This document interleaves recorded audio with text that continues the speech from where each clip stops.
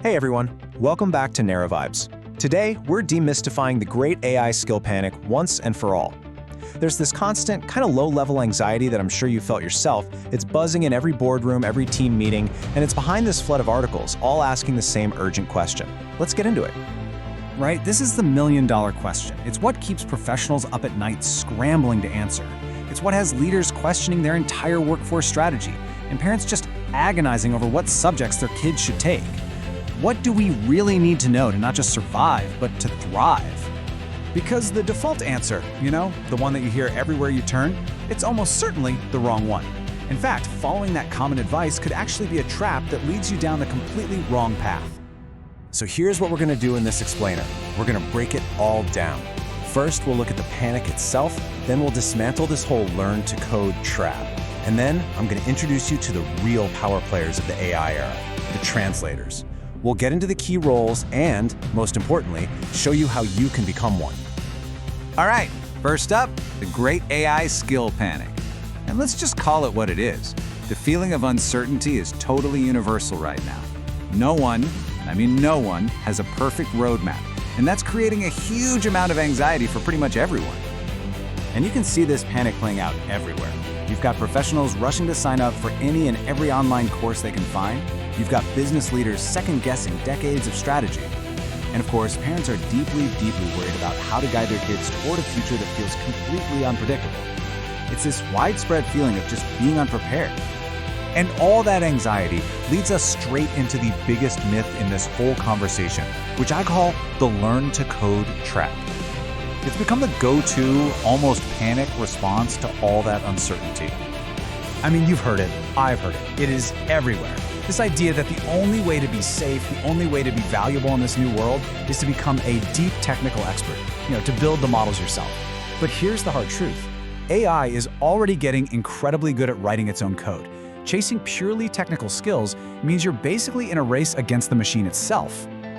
So here's the absolute crux of the issue. The real bottleneck in the AI revolution isn't a shortage of people who can build the models. The real bottleneck, the thing holding companies back, is a lack of people who can connect the awesome power of those models to real-world business problems. The multi-trillion-dollar opportunity isn't in building the black box, it's in being the person who can open it up and translate its power. And this brings us to the heroes of our story. So let's meet the AI translators. These are the people who are going to hold the most wanted and, probably the highest paid jobs of the coming decade. So what is an AI translator? Well, it's pretty simple when you break it down. They are the essential human bridge. They stand with one foot in the world of business strategy and real-world problems, and the other foot in the world of super complex technical AI capabilities. Their entire job is to connect those two worlds.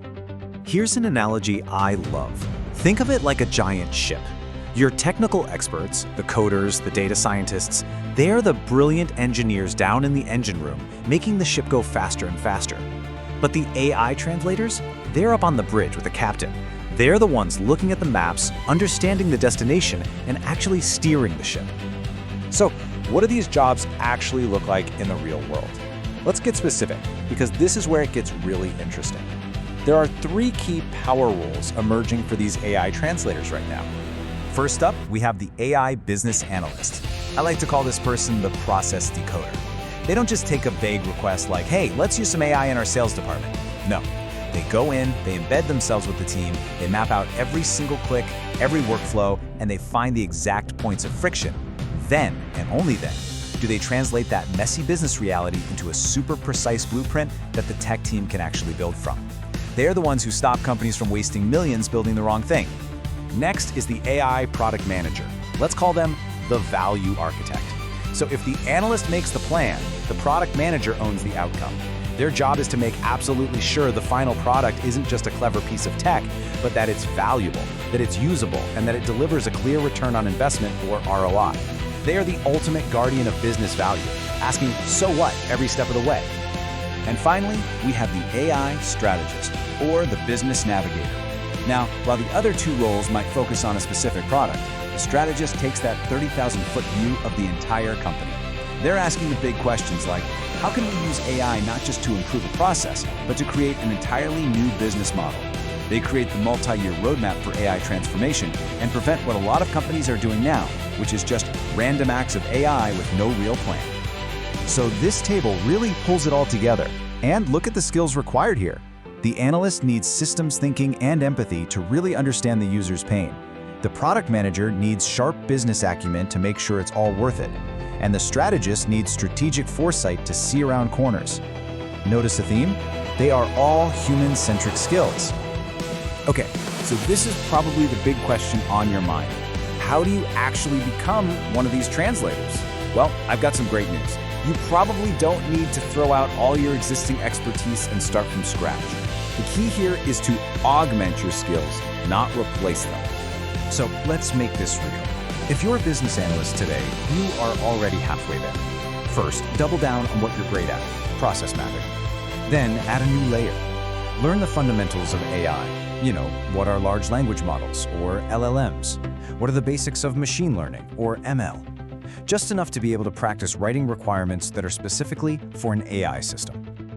What if you're a product manager? Well, your user empathy skills just became your superpower. Lean into those. You'll also need to get literate in the whole AI/ML product lifecycle, which is different from traditional software. And that includes learning the basics of things like MLOps, which is really just the process for deploying and maintaining these models out in the wild. And for the business leaders, the aspiring strategists out there, forget learning Python. Your time is much better spent focusing on AI strategy.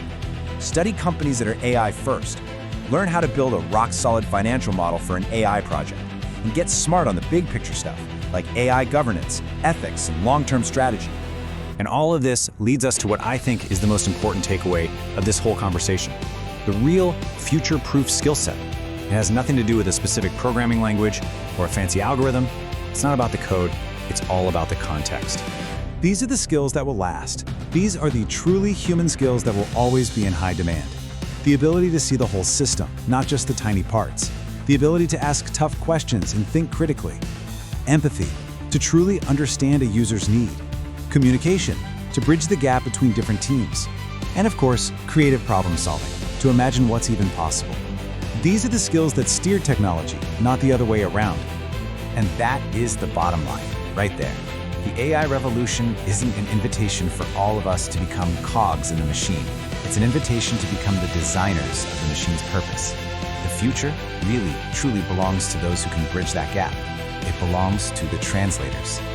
And that's a wrap on our deep dive into the AI skill panic. Hopefully you now have a much clearer picture of how it all works and where the real opportunities are. The machine can provide the what, but it will always need a human to provide the why. So the question is, are you ready to be the why? If this video helped you out, please give it a thumbs up. It really supports the channel. And if you're new here, make sure to subscribe to NeraVibes and ring that notification bell so you don't miss our next explanation. Got a question or a suggestion for our next video? Drop a comment below. I'd love to hear from you. Thanks for watching, and until next time, keep the vibe going.